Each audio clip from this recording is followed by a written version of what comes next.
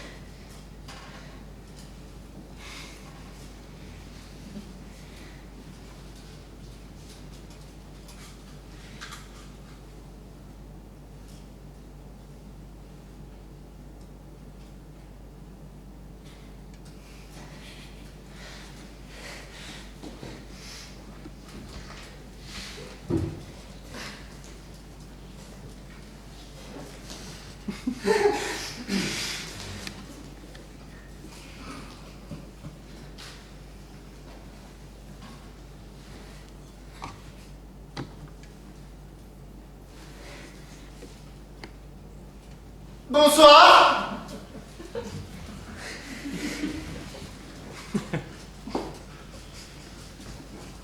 Mon nom est Andrea Marioni. Ça ne vous avance pas trop de le savoir, hein? Je suis Andrea Marioni et ce n'est pas important. Même si c'est écrit dans le programme. Extra time. Mais laissez-moi vous faire remarquer que ce n'est rien d'autre que des lettres, de la typographie imprimée sur du papier. Par contre, ce qui est amusant, c'est que cet ensemble de signes produit des sons. Des sons. Lorsque je prononce Andrea Marioni. Andrea Marioni. Andrea Marioni. Andrea Marioni. Andrea Marioni.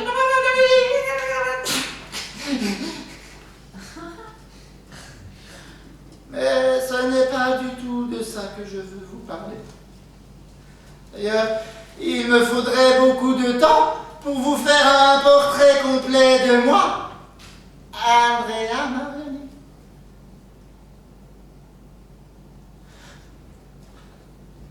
À vrai dire, je ne sais pas du tout combien il en faudrait du temps, parce qu'il rend relatif Andrea Marioni.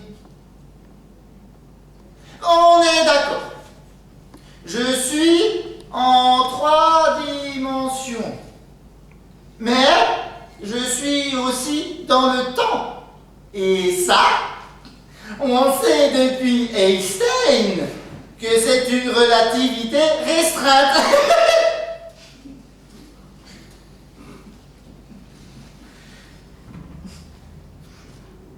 En fait, vous êtes peut-être en train de me voir dans le passé. La lumière que reflète mon corps a été produite bien avant. Avant. Et elle ne vous parvient que maintenant. Du coup, je ne sais plus quand je suis.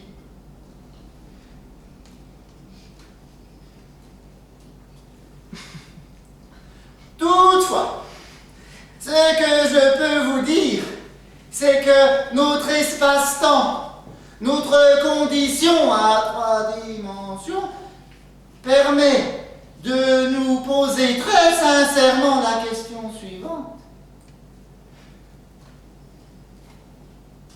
Qu'est-ce qui est en train de passer, ici et maintenant. Ouh!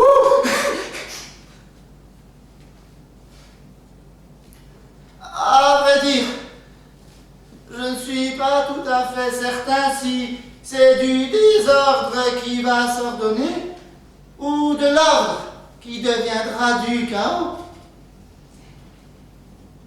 Mais cela revient peut-être au même. Oh!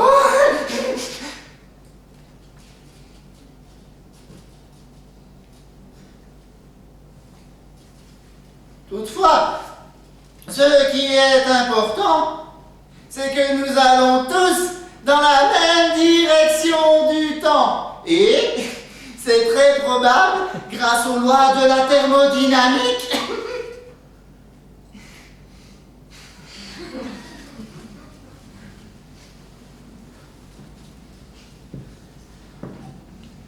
En fait, il vous faut moins d'énergie à enregistrer cette séquence que de la garder en stock.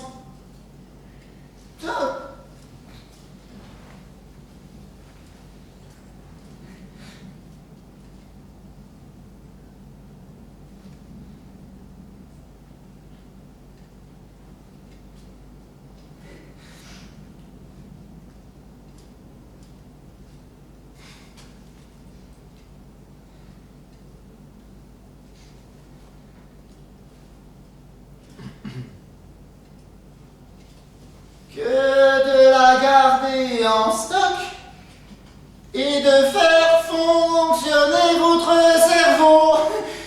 Or, vous êtes en train de produire de la chaleur qui contribue au désordre de l'univers.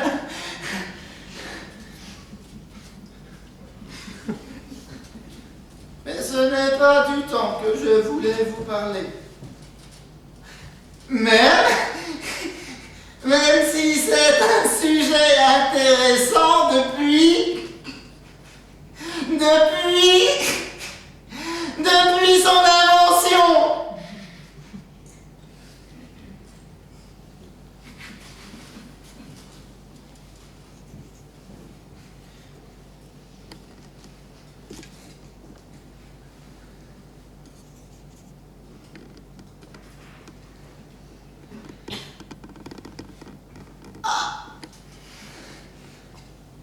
Andrea Marioni, c'est du désordre en expansion, tout comme l'univers. Oh! Un autre truc sympa. Tout le monde peut être Andrea Marioni. Et Andrea Marioni peut être tout le monde. Bien. Alors, soyez Andrea Marioni. Maintenant.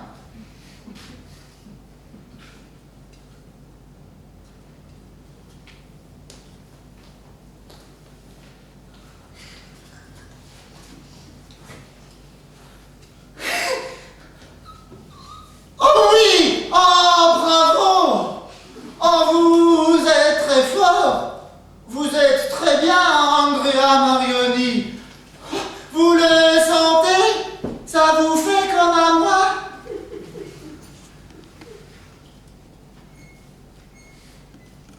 Ce qui est merveilleux, c'est que même si vous n'y arrivez pas tout de suite, la probabilité que vous soyez Andrea Marioni est plus grande que la probabilité d'une vie extraterrestre qui aurait évolué jusqu'à ressembler, ne serait-ce qu'un tout petit peu, à l'intelligence humaine. Ouh! La preuve, imaginez le nombre d'espèces qu'il y a sur cette planète et imaginez l'évolution que chacune d'entre elles a eue depuis l'apparition de la vie sur Terre, depuis des milliers, de centaines de millions d'années. Eh bien, il n'y a pas deux humanités. Vous serez d'accord avec moi? Et maintenant, multipliez tout ça par le nombre de galaxies qu'il y a dans tout l'univers, et vous tomberez sur l'évidence. Il y a plus de probabilité que vous soyez un réarmé que n'importe quoi d'autre dans cet univers dans lequel nous flottons.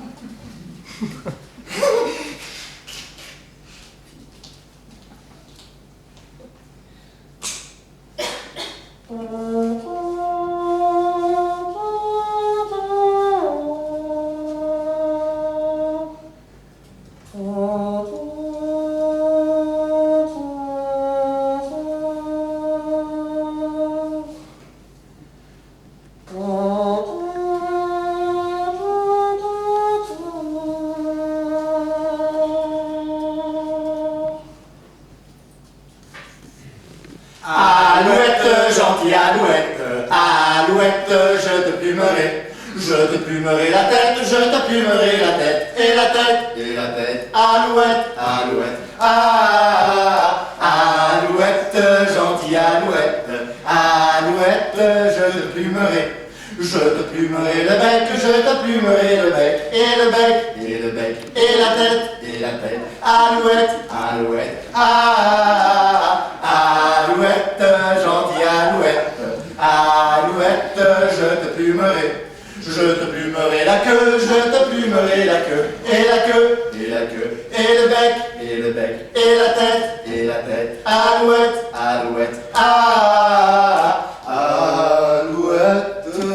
gentille alouette, alouette, je te plumerai, je te plumerai le ventre, je te plumerai le ventre, et le ventre, et le ventre, et le bec, et la tête, et la tête. Alouette, alouette, alouette, gentille alouette, alouette, je te plumerai. Je te plumerai les pattes, je te plumerai les pattes, et les pattes, et les pattes, et le ventre, et le ventre, et la queue, et la queue, et le bec, et le bec, et la tête, et la tête. Alouette, alouette, alouette, gentille alouette, alouette, je te plumerai les yeux, je te plumerai les yeux, et les yeux, et les yeux, et les pattes, et les pattes, et la queue, et la queue, et le ventre, et le ventre, et le bec, et le bec, et la tête, et la tête. Alouette, alouette, alouette, gentille alouette, alouette, je te plumerai. Ouais, c'est bon, c'est terminé du tour. Je pense que son aussi on est pas mal. On va parler en micro tout le long.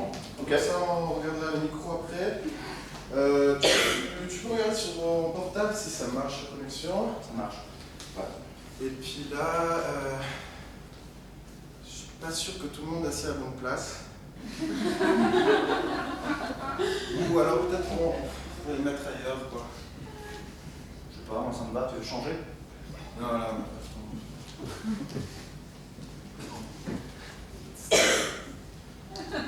ça marche? Moi, je fais du bruit et puis...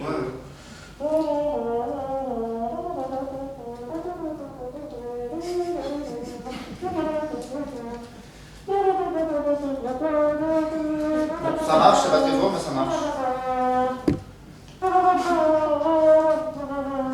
Tu veux déjà faire des tours maintenant?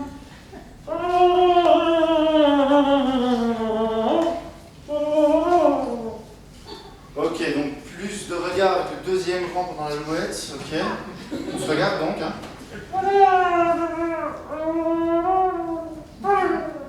Ouais, bah évidemment pas dans une couleur, tout d'un coup, ben là j'en prends un au hasard.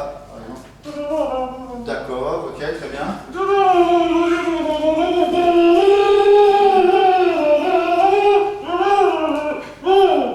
Bah, je sais pas, moi il m'avait l'air déjà assez effrayé comme ça.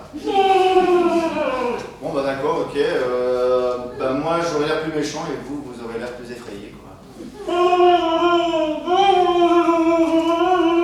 Ok, on passe à la suite, mais quand je comprends pas pourquoi tu veux partir depuis devant. Non, on va partir depuis derrière comme on l'a fait d'habitude. Je te laisse mettre ton masque, où tu vas. Des indications à nous donner?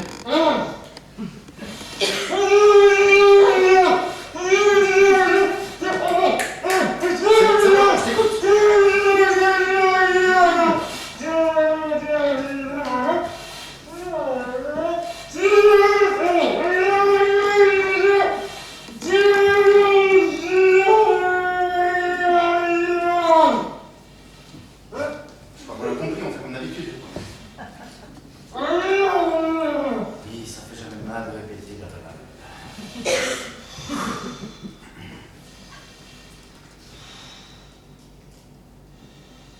L'univers, le cosmos.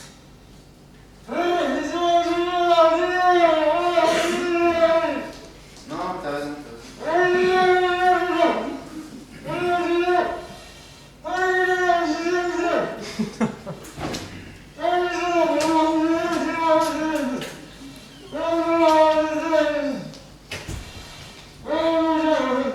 On attend le chariot, ça marche. Souci, quoi. Ouais.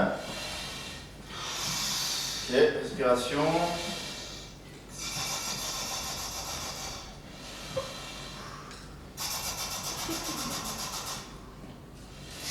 Ah bah voilà. Merci. Je reprends.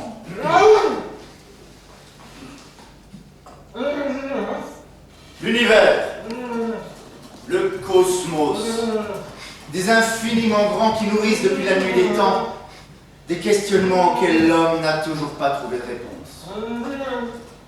Sommes-nous la seule espèce dans cet univers? Sommes-nous la seule à se poser cette question? Pour quelle raison en fait?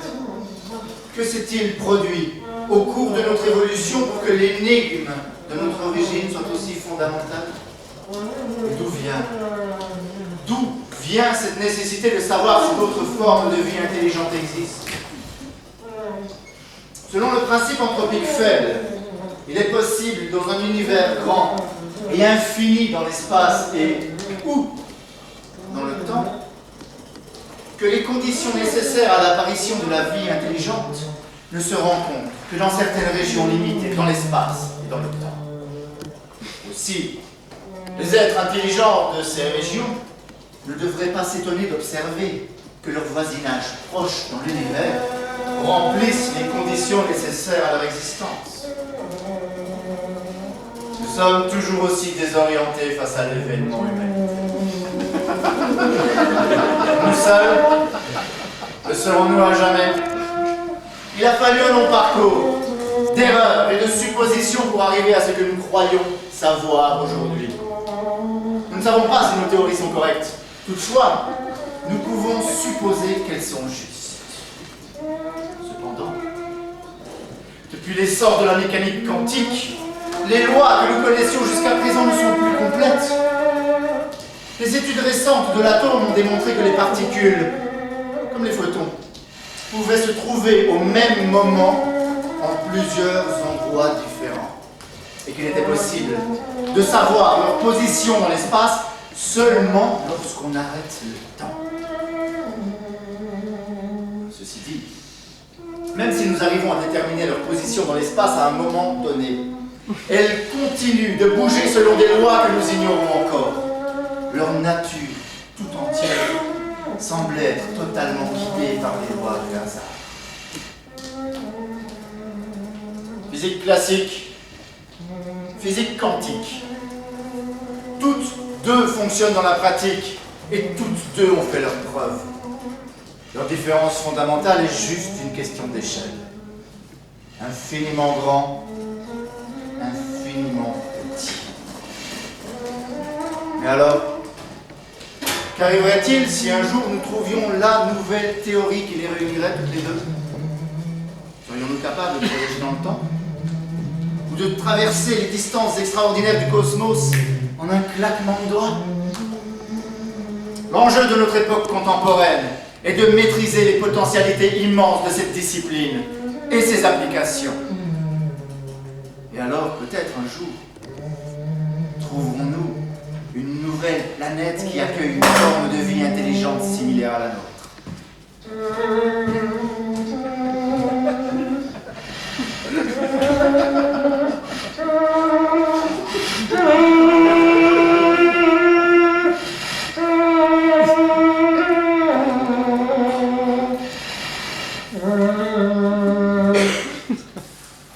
Allez, café.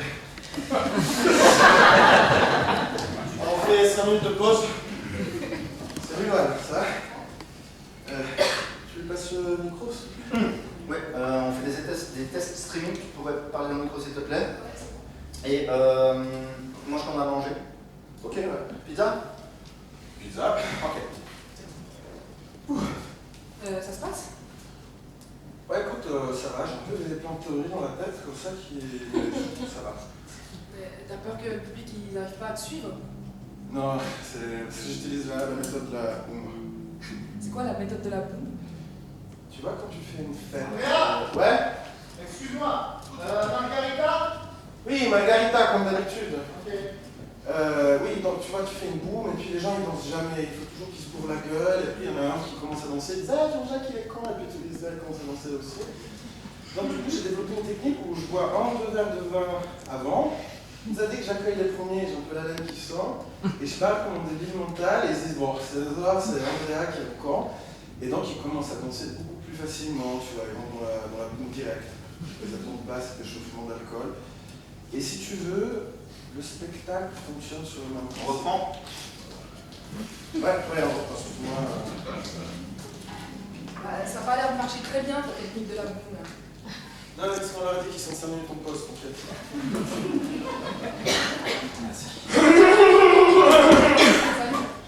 Ciao.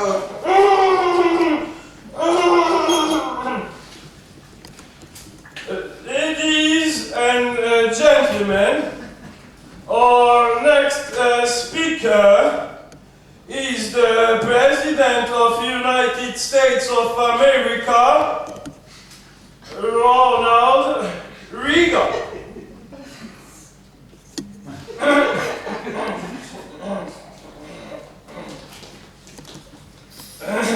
Ladies and gentlemen, our next speaker is the President of the United States of America, Mr. Ronald Reagan.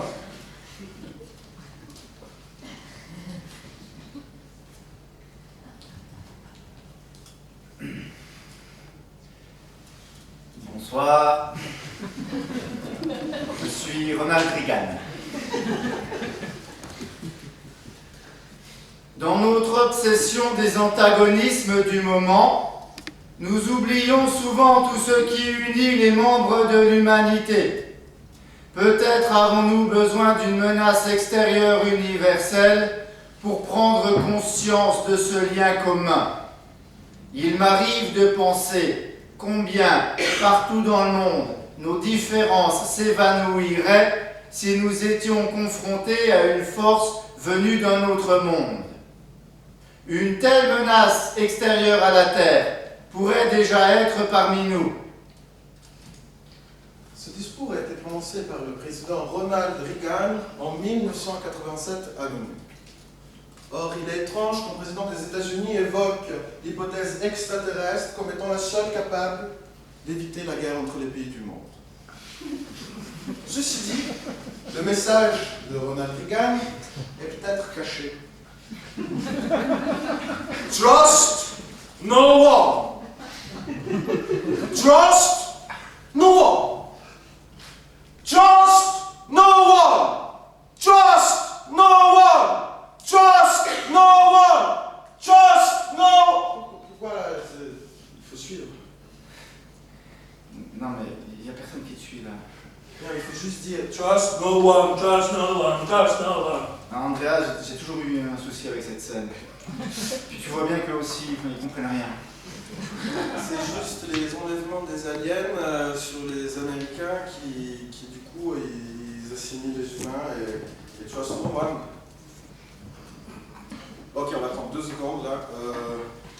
Je m'organise. Je vais prendre ta chemise. Bien, donc attends, je fais ça. Bon.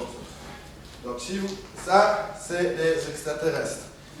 Et ils se disent, ah la Terre, qu'est-ce qu'elle est. Et du coup ça c'est les êtres humains, c'est la chemise. Les êtres humains c'est la chemise. Et du coup les extraterrestres, tu vois, ils se disent, ah mais super leur planète. Et tout. Et du coup ils commencent à envoyer des trucs pour rentrer dans les humains. Et pour pouvoir et ils ont une technologie super avancée, les extraterrestres. Et du coup, les masques, tu vois, ils s'envoient des tubas dans les chemises pour pouvoir étudier les êtres humains. Tu vois un coup de main? Non, ça arrive. Bon, écoute, du coup, les tubas, ils vont dans les chemises. Ils vont dans les chemises comme ça, et ils se disent, ah ouais, tu vois, les chemises, elles sont là. Et du coup, en fait, ils apprennent les informations, et puis du coup, ils font ah. Et il y a des gens, des chemises qui ont été assimilés par les masques, et du coup, ils sont plus dans la planète. Et du coup, les êtres humains, ils se téléphonent, tu vois. Ils se disent, salut, tu veux plus faire la guerre parce qu'il y a les masques qui viennent, et ils ont des tubas, et du coup ils font des lunettes de... Mais va prendre des trucs pour expliquer la guerre. Et du coup, alors ils se disent, ouais, tu veux faire... Oui, on fait la paix, et puis on va tous les prendre là, les aliens, et du coup on va faire la guerre, on fait la guerre, et du coup ça c'est devenu en canon, et du coup là ils se disent, mais eux c'est qui? Ils sont avec nous, ils sont avec les masques, et du coup ils commencent à lancer des farmers pour pouvoir dire non, et puis ils font des trucs, et là avec le son comme ça ils disent, vous faites pas venir faire la guerre. Non mais tu vois bien que si tu t'y perds. C'est quand il vient, il vit mal.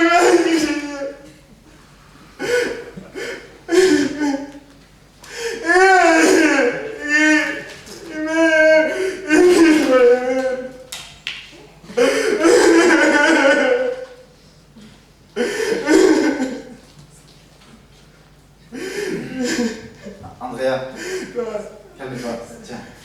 Non mais c'est bon. Non mais, je suis d'accord, il faut du désordre comme dans le Est-ce qu'on pourrait pas juste... Andrea, est-ce qu'on pourrait pas juste dire les choses plus simplement?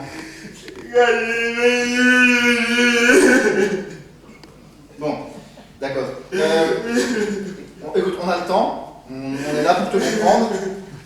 Reprenons depuis le début. C'est quoi la première partie?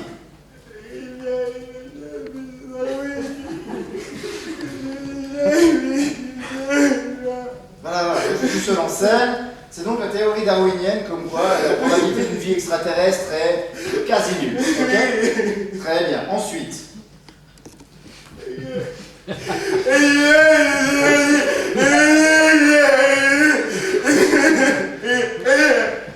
Voilà, une transition sur donc, le principe anthropique faible. Juste pour mémoire, c'est le principe selon lequel la vie extraterrestre, enfin la probabilité d'une vie extraterrestre est faible mais non nulle, et selon certaines conditions. Voilà. Et maintenant, explique-nous pourquoi Ronald Reagan.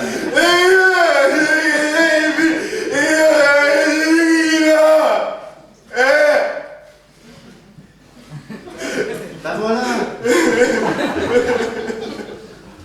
Mais est-ce que t'es certain que c'est le bon moment pour parler de... Enfin, c'est juste une question d'identité de l'homme, la probabilité d'une vie extraterrestre, et moi c'est fort ou faible.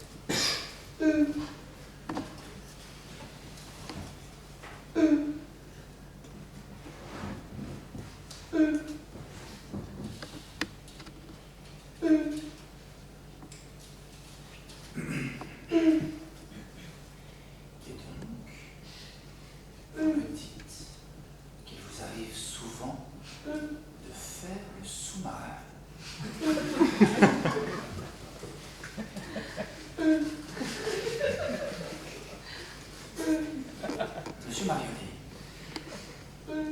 entrez là. Il est très bon que vous vous soyez relâché. C'est un grand pas en avant. Mais désormais, j'ai besoin que vous vous exprimiez avec des mots. Je suis désolé, je fais pas ça d'habitude. J'ai eu un truc comme ça. Une fois, mais c'est passé. Vous me dites qu'il vous arrive de voir une présence. Oui, Comment celle-ci se manifeste-t-elle? il y a une lumière qui est au-dessus de moi très forte avec un mort. Et puis je peux les sentir devant moi. Ils me regardent.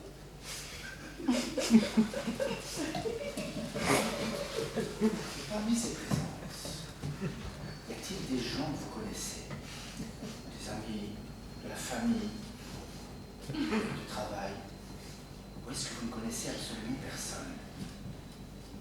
Je ne saurais pas dire, ils me demandent de leur parler. Très intéressant. Et qu'est-ce que vous leur dites? Que tout le monde va être entré à Paris.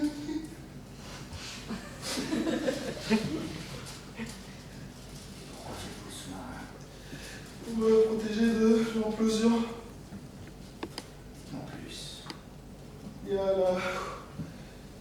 l'atmosphère et puis il y a l'eau. Et du coup, on va dans l'eau et la pression augmente avec l'eau et l'atmosphère. Et alors, on doit rentrer dans un sous-marin pour pas être écrasé. Donc, si je comprends bien, vous ressentez le sous-marin comme un espace protégé.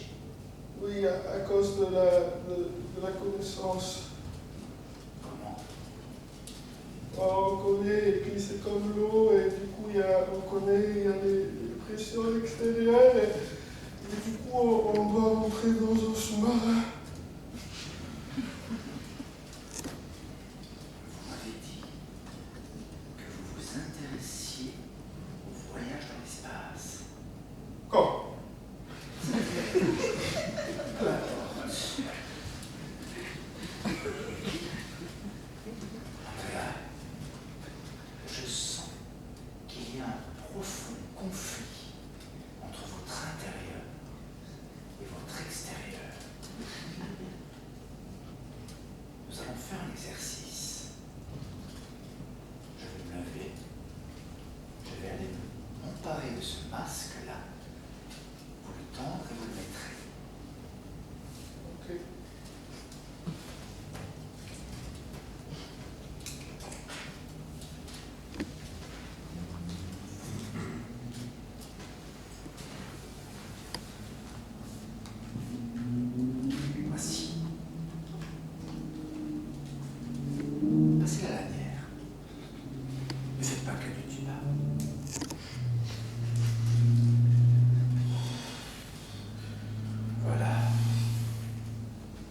respirez calmement.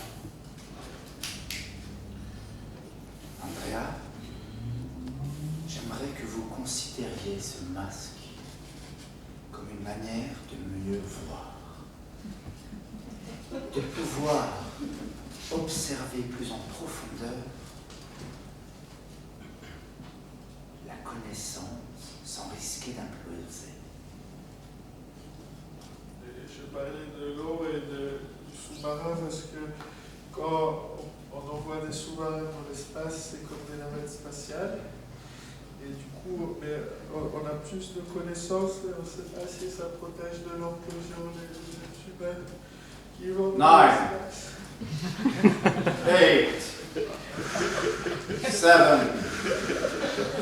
6, 5, 4, 3, 2, 1. Il y a dans le film de Nine. Tarkovsky, Solaris, Hey. il y a un cosmonaute qui est envoyé autour du planète avec des nuages qui sont tous autour de la planète. Et du coup, il y a des Five. phénomènes physiques qui se passent Four. dans le laboratoire où on Three. envoie le cosmonaute pour aller voir ses collègues parce qu'il y en a un qui est mort, il y en a un qui devient fou, One. il n'y en a plus de contact sur la Terre. Du coup, lui, il l'envoie pour Nine. voir les phénomènes physiques Eight. qui se passent autour de la planète Seven. avec plein de nuages. Mais il y a des Six. planètes autour avec plein de Five. nuages. Aussi dans le film de Four. Kubrick, c'est dans Three. 2010 qui Two. va voir Jupiter, qui est One. une Nine. planète avec plein de Eight. nuages. Et du coup, Seven. il y a la machine qui permet Six. d'aller il permet à l'homme d'aller jusque Four. dans l'espace. Et Three. du coup, la machine, elle se réveille et puis Two. elle veut être l'homme. Et du coup, One. elle veut être l'espèce de Nine. l'espace. La machine veut être Eight. l'espèce de l'espace. Seven. Et du coup, l'homme doit défendre son Six. espèce au milieu de l'espace. Five. Parce que sans la machine, il ne peut pas défendre son espèce. Three. Il est tout seul dans l'espace. Il est tout seul dans One. l'espace. Il est tout seul dans l'espace à Nine. cause de la machine qui va être l'espèce de l'espace. Elle va être l'espèce de l'espace. Six. Contre l'homme qui lui ne peut pas être l'espèce de l'espace. Il n'a pas la machine. Et du coup, il y a la guerre de l'espèce de l'espace et l'espèce de l'espace qui se passe. Et du coup, le cosmonaute aussi, le cosmonaute, il voit sa femme qui est morte, sa femme qui est morte parce qu'il y a le phénomène bizarre. Et du coup, il y a sa femme qui se matérialise, sa femme se matérialise, sa femme se matérialise, sa femme se matérialise.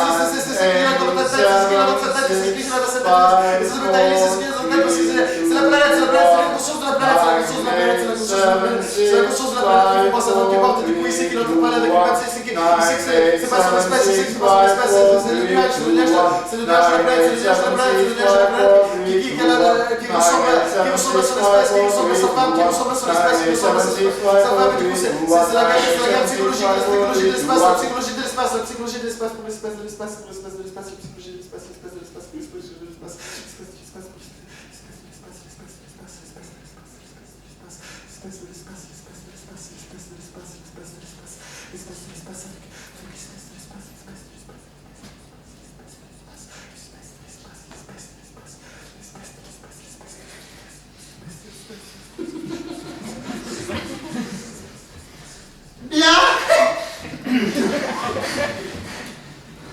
Ça fait maintenant 40 minutes que je te parle de nous. Alors, on a bien mérité de contribuer au désordre de l'univers avec notre ventre. Ah, Andrea?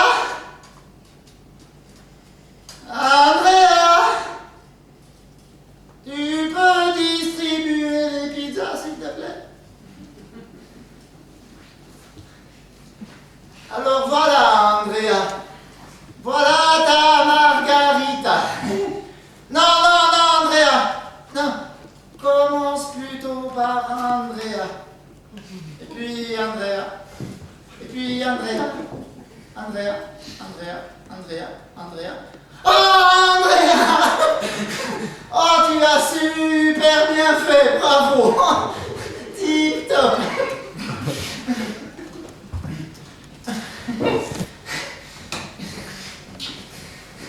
Je sais pas si tu as remarqué, Andrea, mais quand on regarde une sphère depuis loin, eh bien, elle a l'air toute ronde. Alors, on pourrait se dire que comme ça, les étoiles et la lune et le soleil, eh bien, en fait, c'est rien que des disques.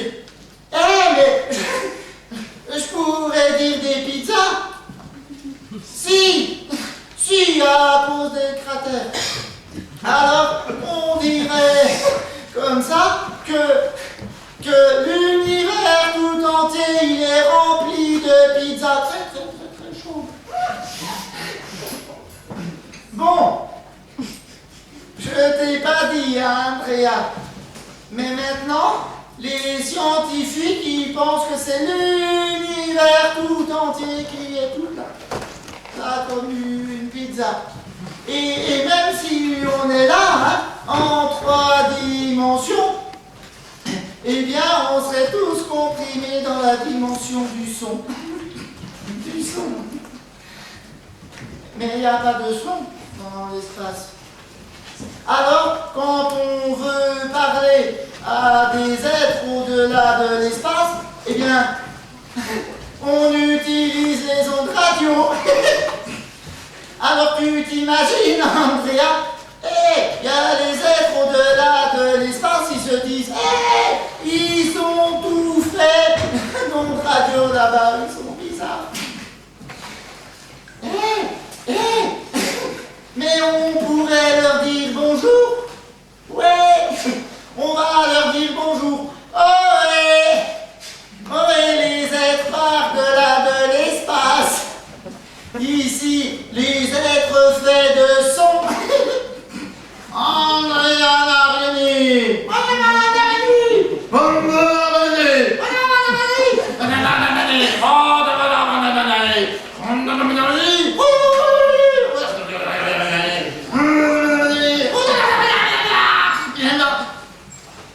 Bon bah je crois que ça va, ils ont compris.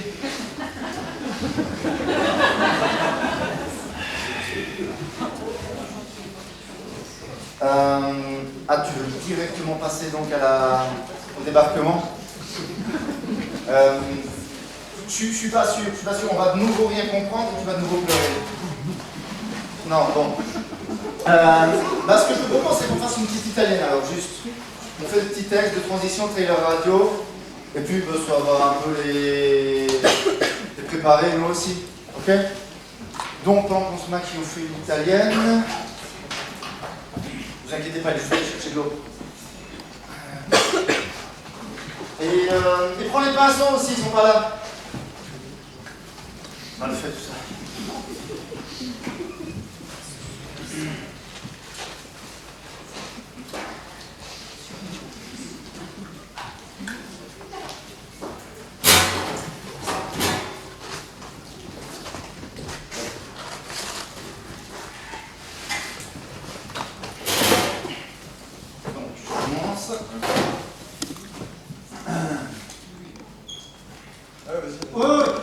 Depuis la découverte du quark, le monde scientifique a subi une profonde mutation. Quark est un terme emprunté à James Joyce dans son roman Finnegan's Wake et qui fait souvent rime avec l'arc, mot anglais qui désigne l'alouette, mais aussi la blague. Un changement de pointe dans le langage scientifique a permis de donner un nom à double sens à une particule élémentaire en total accord avec sa nature quantique. Dès lors, des poètes ont été intégrés à la recherche sur l'atome. Et cette fusion a permis des avancées épatantes dans le domaine du déplacement dans l'espace-temps. En effet, la présence de poètes dans les explorations spatiales longue durée a permis d'éviter aux astronautes de rencontrer un grave problème d'ampleur psychologique. Les premières expérimentations de poésie dans l'espace ont donné des résultats épatants dans le domaine de l'évolution dans l'espace. Ça fait 2 fois espace quand même. On changera. Des centaines de milliers de nouveaux mots ont été créés, élargissant ainsi considérablement notre langage.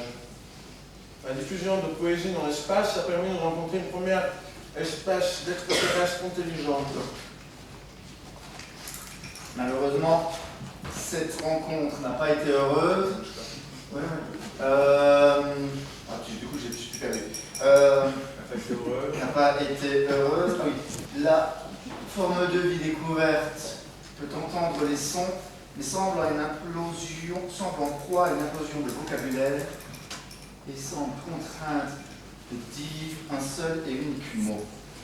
Les messages qui nous sont arrivées jusqu'à présent sont la répétition des seules et uniques lettres A, N, D, E, R, A, A, M, R, I, O, N, I. Il est impératif pour les forces humaines de venir en aide à cette population et de les libérer du joug. Le gouvernement interplanétaire a décidé de lancer une vaste opération poétique sur le terrain avec des poètes de combat dont l'intention de leur permettre de développer un langage varié.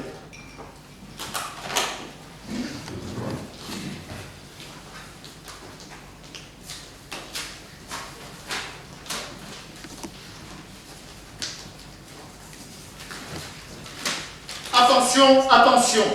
Ce message est la dernière déclaration avant notre débarquement. Peuple Andrea Marioni, nous venons te libérer.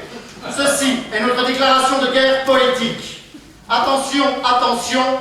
Ce message est le dernier par onde radio. Passe ce qui se passe, sans passé qui s'attarde sur l'histoire, se répète perpétuellement par répétition la phrase. Un et un uni s'oublie comme par magie, sans que je le sache, je fais déjà de la poésie. De l'air dans la poitrine, on ressort plein de mots. Quand ils sont dehors, c'est tout de suite un océan sonore. Sous-marin du souffle pour sortir de l'implosion, s'exprime son masque et tout insouciant. Planète perdue, ton secours est souffré, répète les phrases de nos soldats bien préparés. Par vers et par rime, c'est un nouvel horizon que tu sauras dire en mots et avec tes propres sons. Espèce de bande d'analphabètes! Je suis très heureux parce que je vais enfin me libérer de vous. Votre entraînement est arrivé à son terme.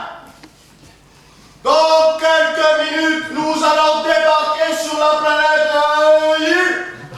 Et nous allons voir ce que vous avez dans les tripes.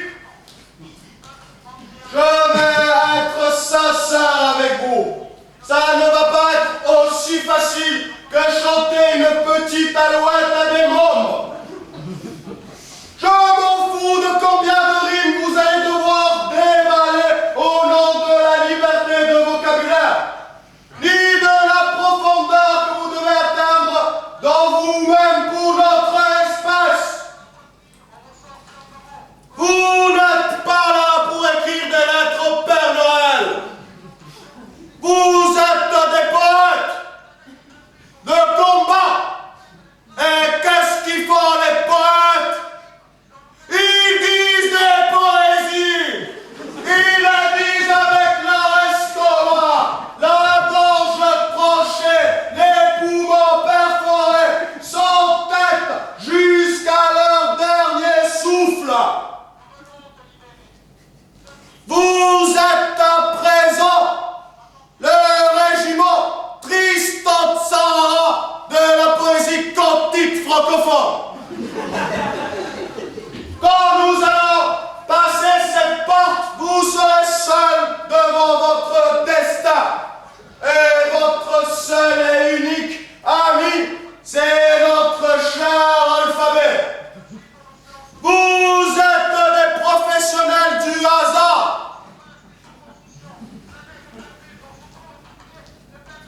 Je vais maintenant passer la parole au général Alexandrin qui va nous partager la stratégie de guerre. Merci, sergent instructeur Stroff.